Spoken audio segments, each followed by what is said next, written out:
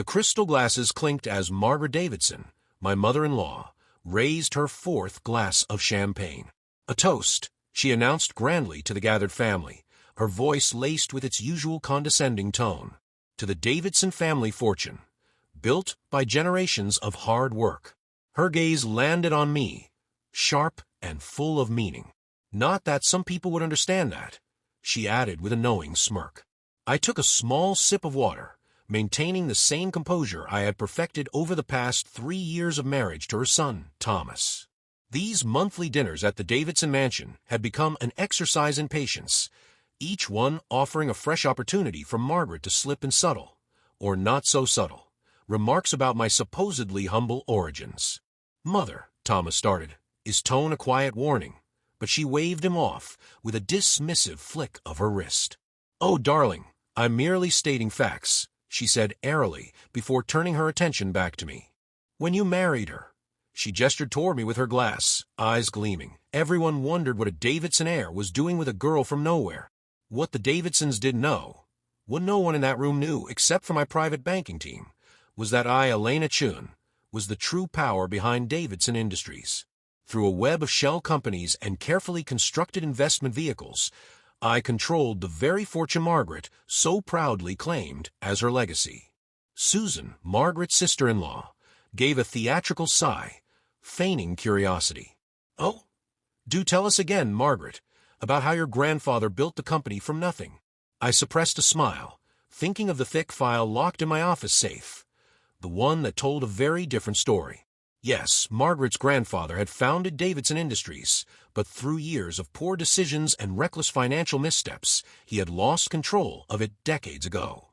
My father, a quiet yet brilliant investor, had carefully acquired the majority stake in the 1990s through calculated market maneuvers. When he passed away 5 years ago, he left me not just his wealth, but also his sharp business instincts and a letter explaining the truth of our ownership. "Keep it quiet," he had written, "until the right moment. Elena." Margaret's sharp voice yanked me from my thoughts. Her eyes narrowed as she studied the untouched champagne flute before me. "I noticed you're not drinking. Is Dom Perignon not good enough for your refined taste?" I met her gaze with polite indifference. "Just being careful with expenses," I said mildly, knowing exactly how she would react. As expected, she scoffed. "Expenses? This is Dom Perignon, darling. 1 bottle costs more than you probably made in a month at that little investment firm where Thomas found you." If only she knew. That little investment firm was just one of the many companies under my family's vast financial empire. I had worked there under an assumed name, learning the business from the ground up, long before I ever met Thomas. And unlike the Davidson heirs, who were born into wealth, I had earned every ounce of my fortune. "Speaking of expenses," Margaret continued, swirling her champagne lazily, "Thomas tells me you're still working. Honestly, it's embarrassing. Davidson wives don't work. We have an image to maintain." "I enjoy keeping busy," I replied, glancing at Thomas, who offered me a small, knowing smile. He understood that my career was more than just a job. It was a passion. Though even he didn't know the full extent of my financial reach. Margaret let out a dramatic sigh. "Busy," she mocked. "Is that what you call it? We all know why you're working. Squirreling away money, are you?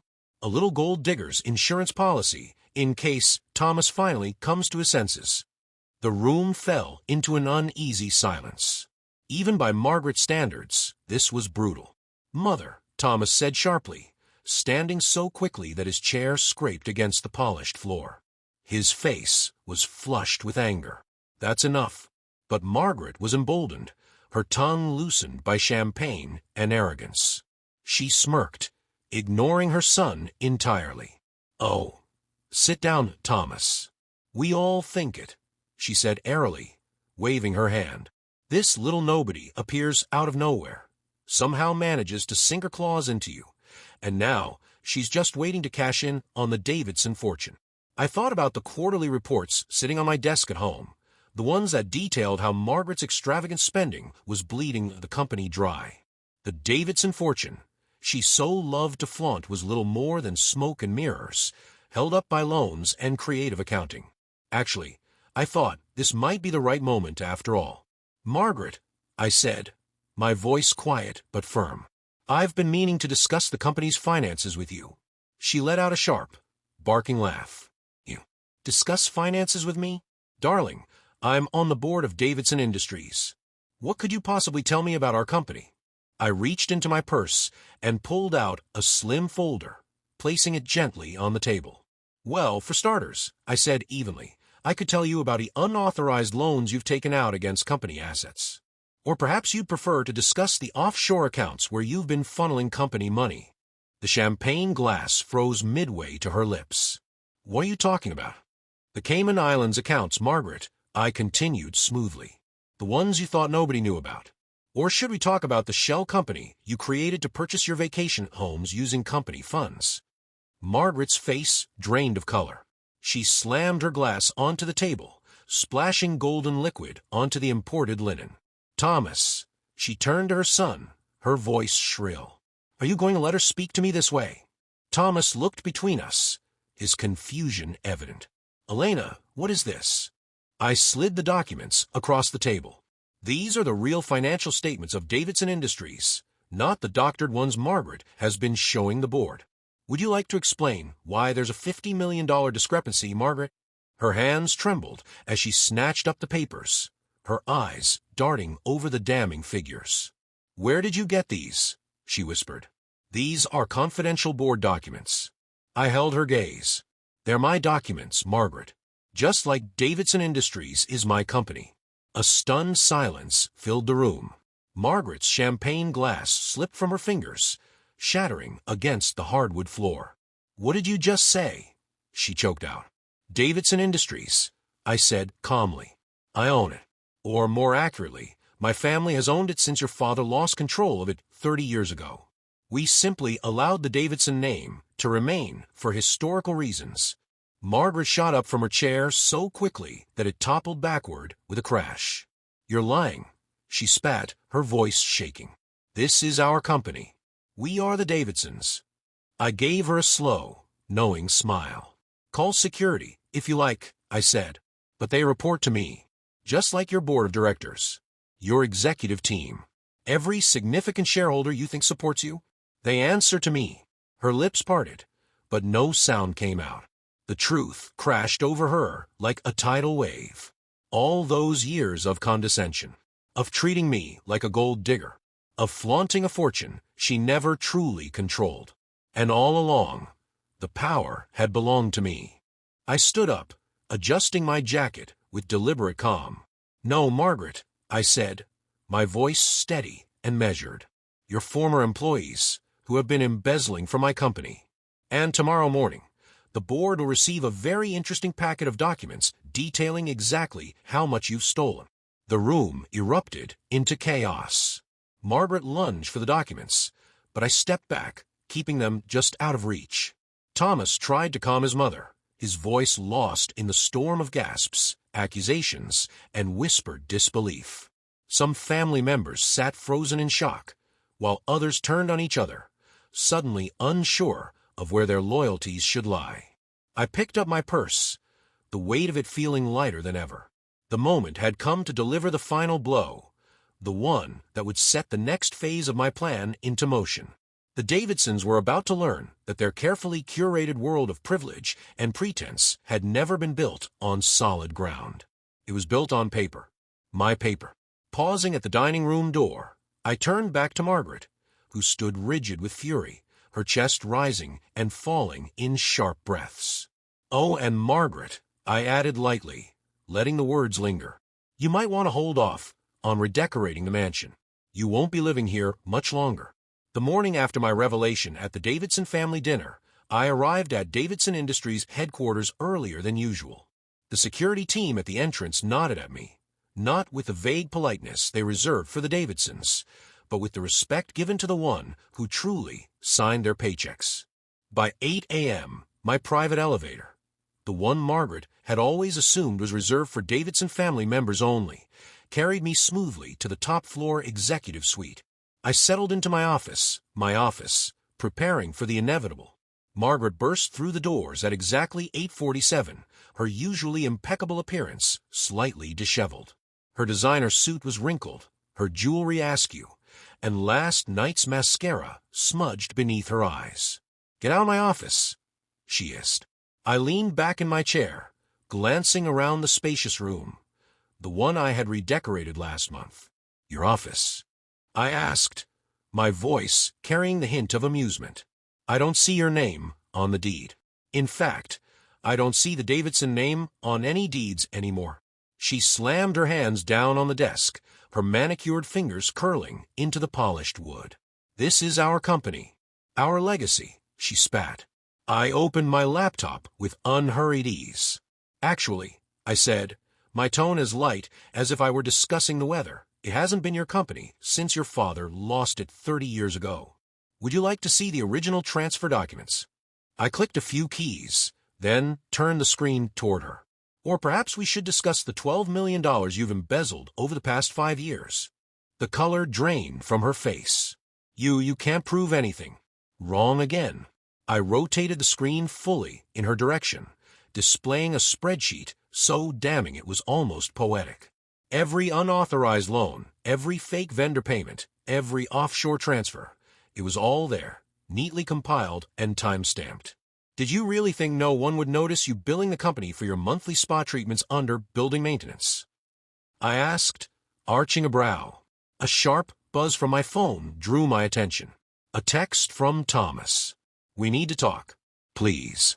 I sighed and looked back at Margaret, who stood motionless, her breathing shallow. "The board meeting starts in an hour," I informed her, closing the laptop. "I suggest you use that time to consider your options carefully." She lifted her chin, attempting to gather the tattered remains of her dignity. "And what options would those be?" she asked, though her voice trembled. "Option 1, I said smoothly, "resign quietly, repay what you've stolen, and walk away with your reputation relatively intact. Option 2, face criminal charges for embezzlement. Your choice." Margaret clenched her fists. "You wouldn't dare." I met her eyes with a calm, steady gaze. "I'm Thomas's mother," she continued desperately, as if that was supposed to mean something. "And I'm the woman you've spent 3 years calling a gold digger," I replied. Karma's interesting that way. The board meeting unfolded exactly as I had anticipated. One by one, the directors reviewed the evidence, their expressions shifting from confusion to quiet fury as the extent of Margaret's financial misconduct became undeniable. With every damning slide of my presentation, her face grew paler. "Mrs. Davidson," the lead director finally said, his voice heavy with disapproval, "these allegations are extremely serious. Do you have any response?" Before she could speak, the conference room door opened. Thomas walked in. He looked exhausted, dark circles under his eyes, his usually relaxed demeanor replaced by something harder, something resolute. He carried a folder in his hands, and he didn't hesitate as he placed it firmly on the table. "I have something to add," he said, his voice steady despite the weight of the moment. Margaret turned to him, her expression wild with hope. "Thomas, tell them," she pleaded. "Tell them this is ridiculous. Tell them what she's doing to our family." Instead, he flipped open the folder. "These," he said, "are additional records of unauthorized transactions. I found them in my mother's home office last night." Margaret gasped. "Thomas," she choked out, horrified. "How could you?" His jaw tightened. "How could I?" he echoed. "How could you, mothers?" His voice broke slightly, but he steadied himself.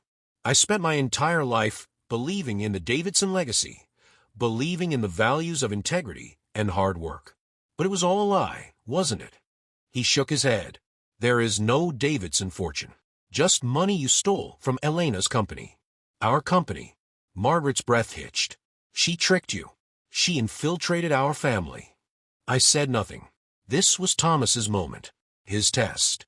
"No, Mother," he said softly, but with absolute certainty. "Elena didn't trick anyone. She worked hard. She earned my respect. She won my love. And while you were busy spending money that was never yours, she was building something real. If anyone should be ashamed, it's us, the Davidsons, who have been living on borrowed time and stolen money. The board voted unanimously to remove Margaret from her position and initiate legal proceedings to recover the stolen funds. As security escorted her out, she turned one last time, eyes burning with defiance. "I'll tell everyone," she threatened. "I'll expose you." I tilted my head. "Go ahead," I said simply. "Tell the world how the gold digger you mocked actually owns your company. I'm sure the press will love that story." 6 months later, the Davidson mansion went up for sale. Margaret relocated to Phoenix to live with her sister, her once vibrant social media accounts now eerily silent. The press had a field day with the scandal, but their angle wasn't what Margaret had hoped for. Unknown heiress exposes family fraud. Davidson Empire's true owner reveals years of deception. The gold digger narrative she had so desperately tried to spin fell apart when journalists uncovered my family's quiet, generational wealth. Thomas and I moved into a penthouse downtown, closer to the company headquarters. Despite everything, he insisted on keeping his job in middle management, determined to earn his own way. "I'm not my mother," he told me. "I don't need to pretend to be something I'm not."